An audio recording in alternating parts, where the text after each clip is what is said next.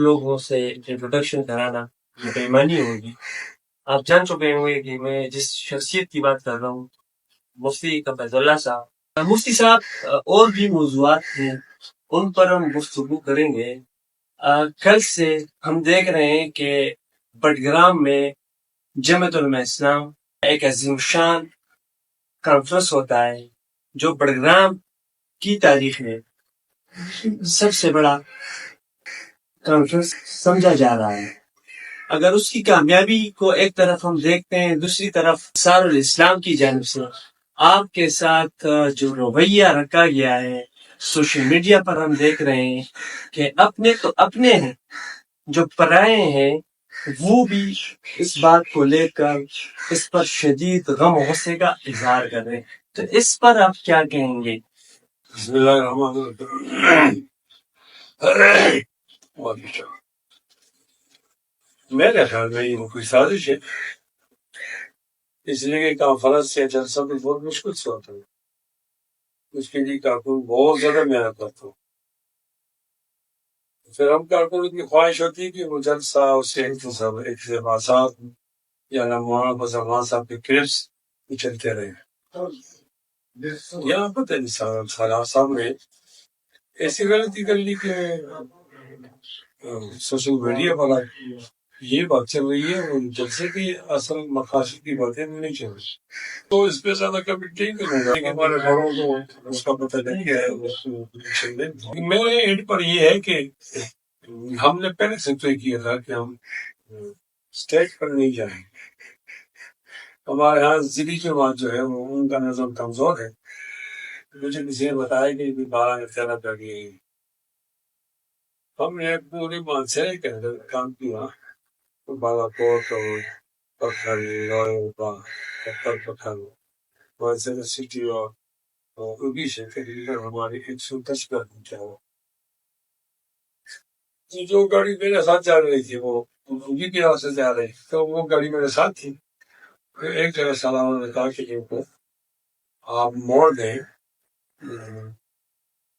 Parking کی طرف. تو میں گاڑی کو موڑا وہ پارکنگ نہیں. میری گاڑی کو وہ نہیں جا رہی. اب میں پنڈال کی طرف جا رہا ہوں تو میں ایک جگہ سمجھا کہ یہ پنڈال. تو پنڈال میں اترنے لگا تو آپ کارٹون ہوتے ہیں نہیں کو تو بہت کرتے ہیں. تو نعرے لگائے کہ وہ ان نعروں کی گونج میں ہمارے جو صوبائی سالار ہیں وہ بہت تیز دو سمجھ میں نہیں آئی. جو میرے سے انتظامیہ کو آئیں گے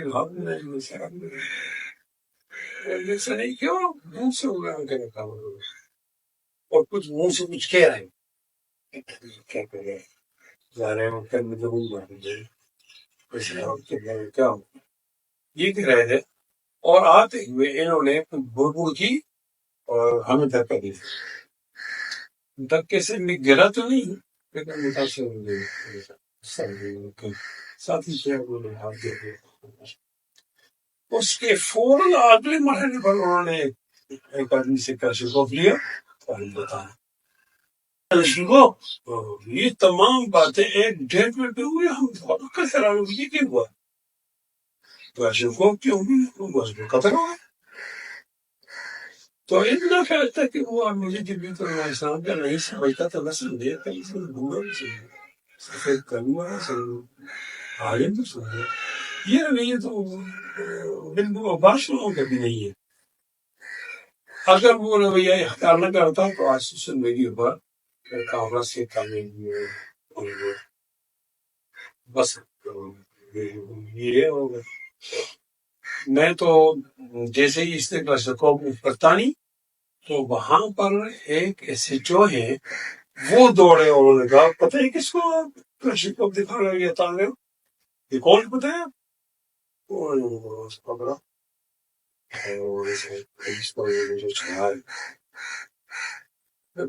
سے چلا گیا. کہنا رہے کہ یہ سب کچھ ایسا ہوا اور اچانک ہوا کہ رہی تھی کیا وہ کیا. تو میں نے اپنے بڑوں کو یہ بات بتائی ہے. چونکہ اب جیسے تو لہٰذا میں اس پر بھی نہیں جاتا کہ کتنا برا ہوا، اور اس پر بھی نہیں جاتا کہ اس نے کیا کیا. جب تک وہ لوگ کوئی فیصلہ نہیں کرتے کیسے البتہ چونکہ یہ علماء کی جماعت ہے تو سالاروں کو بہت زیادہ احتیاط کرنی چاہیے، اور کبھی بھی اخلاق کو نہیں چھوڑنا. آپ کہہ رہے ہیں کہ اپنے بڑوں کو اپنا پیغام بھی پہنچایا ہوگا. یقینی طور پر سوشل میڈیا پر ہم دیکھ رہے ہیں کہ ایک طرف شہر اسلام کانفرنس پروگرام کی کامیابی کی باتیں ہو رہی ہے، تو اسی ٹائم اسی لمحے ناقدین کو موقع ملا ہے. وہ عمل سے وہ یعنی بڑے پریشان دکھائی دے رہے. آپ کو یہ نہیں لگتا کہ یہ کسی سازش کا نتیجہ ہو سکتا ہے کہ کس طرح مفتی کفایت اللہ صاحب جو ہے وہ تو ہم یہ کہہ سکتے ہیں کہ وہ تو جمعیت علماء اسلام کی جان ہے، پہچان ہے، اور پوری دنیا ان کو جانتی ہے. ان کو بعض اوقات جماعت کی لیڈرشپ کی جانب سے دھتکارا بھی جاتا ہے، غم و غصے کا اظہار بھی کیا جاتا ہے. کبھی دیکھتے ہیں ان کو آ جاتی ہے خبر کہ ان کو سائڈ لائن کر دیا گیا ہے، کبھی جماعت سے نکالنے کی بات ہی ہوتی ہے، لیکن اس کے باوجود وہ اپنی جگہ پر قائم رہتے ہیں. کہنے کا مقصد میرا یہ ہے کہ سالار ہو، یہ تو ایک سالار ہے، بلکہ جتنے بھی جمعیت کے ہیں وہ سب آپ کو جانتے ہیں، تو پھر ایسا کیوں؟ اصل میں ہمارے مولانا فضل الرحمان صاحب کے ساتھ بہت زیادہ کی محبت ہے.